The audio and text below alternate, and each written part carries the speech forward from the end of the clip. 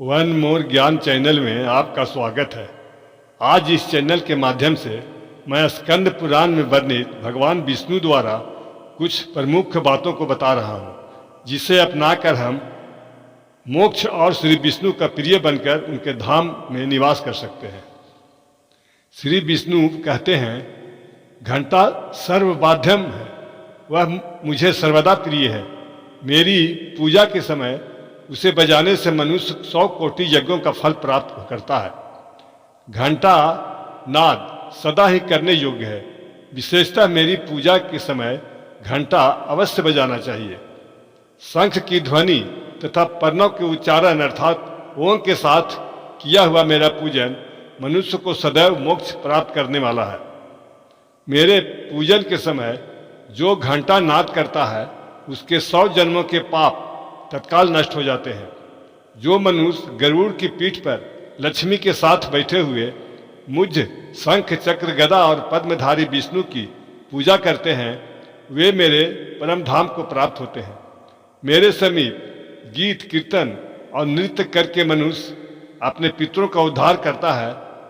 जो गरुड़ चिन्ह से युक्त घंटा हाथ में लेकर धूप आरती स्नान पूजा और विलेपन के समय मेरे आगे प्रतिदिन बजाता है, वह प्रत्येक उपचार में बजाने के बदले 100 चंद्रायन से प्राप्त होने वाले फल को पाता है। जो तुलसी काष्ठ का पीसा हुआ चंदन मुझे अर्पण करता है, उसके 100 जन्मों के समस्त पातकी को मैं भस्म कर देता हूँ। जो कलयुग में मार्गशीर्ष मास में मुझे तुलसी काष्ठ का चंदन देते हैं, वे निश्चय ही कृतार्थ हो जाते हैं। जो शंख में चंदन भरकर मार्गशीर्ष माह में मेरे अंगों में लगाता है, उसके ऊपर मैं विशेष प्रेम रखता हूँ। जो अघन में तुलसी दल और आंवलों से भक्ति पूर्वक मेरी सेवा करता है, वह मनोवांछित फल को पाता है। बेला चमेली जूही कनेर वैजंती विद्या कर्णिकार कुरैया चंपक चातक कुंद चरचूर अशोक तिलक तथा ऊपर युथिका इत्यादि फूल मेरी पूजा के लिए उत्तम होते हैं।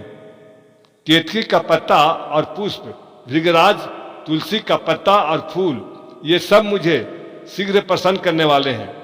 लाल नील और सफेद कमल मार्गशीर्ष माह में मुझे अत्यंत प्रिय है। मेरी पूजा के लिए वे ही फूल उत्तम माने गए हैं जो सुंदर रंग वाले होते हैं, साथ ही सारस और सुगंध हो। बिल्व पत्र, सम्मी पत्र, भृगराज पत्र और आंवला की पत्र, ये मेरे पूजन के लिए शुभ है। वन अथवा पर्वत में उत्पन्न होने वाले फूल और पत्र आदि तुरंत के तोड़े हुए, छिद्र रहित और कीट वर्जित हो तो उन्हें जल में धोकर उनके द्वारा मेरी पूजा करनी चाहिए। बगीचे में खिलने वाले फूलों से भी मेरी पूजा की जा सकती है। जिन वृक्षों के फूल मेरी पूजा के लिए उत्तम माने जाए हैं, उनके पत्ते भी उत्तम हैं। फूलों और पत्तों के अभाव में उनके फल भी चढ़ाए जा सकते हैं। इन पत्तों, फूलों और फलों से जो अघन में मेरी पूजा करता है, उस पर प्रसन्न होकर मैं अपनी भक्ति देता हूँ। जो मनुष्य तुलसी की मंजरियों से मेरी पूजा करता है, वह मोक्ष का भागी होता है। जो तुलसी का पौधा लगाकर उसके पत्तों से मेरी पूजा करता है, वह मेरे निवास स्थान श्वेत दूत में आनंद का अनुभव करता है। जो तुलसी दल से प्रतिदिन मुझ लक्ष्मीपति की पूजा करता है, उसके महापातकी भी नष्ट हो जाते हैं। फिर उपपातकों की तो बात ही क्या है। बासी फूल और बासी जल पूजा के लिए वर्जित है, परंतु तुलसी दल और गंगा जल बासी होने पर भी वर्जित नहीं है। बिल्व पत्र, सम्मी पत्र, चमेली पत्र और कमल तथा कौस्तुकमणि से भी तुलसी दल मुझे अधिक प्रिय है। जिसके पत्ते कटे न हो और जो मंजरी के साथ हो, ऐसी तुलसी मुझे लक्ष्मी के समान प्रिय है। जैसी कृष्ण और शुक्ल दोनों पक्षों की एकादशी मुझे प्रिय है, उसी प्रकार गौर और कृष्ण दोनों प्रकार की तुलसी मुझे प्रिय है। कौस्तुक आदि असंख्य रत्न तभी तक गरजते हैं जब तक कि श्याम तुलसी की श्याम मंजरी नहीं मिलती है।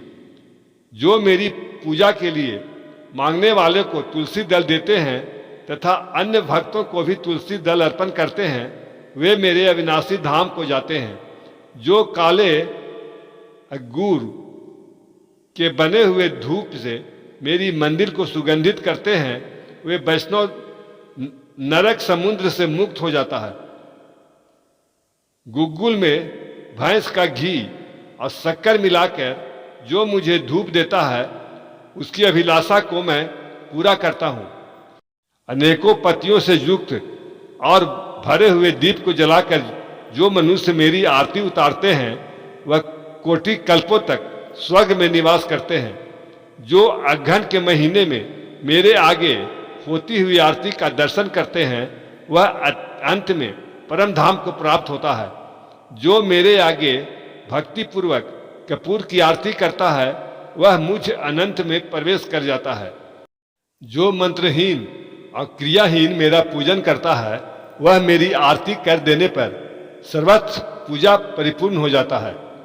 जो मार्गशीर्ष माह में कपूर दीपक जलाकर मुझे अर्पण करता है, वह अश्वमेघ यज्ञ को फल को पाता है।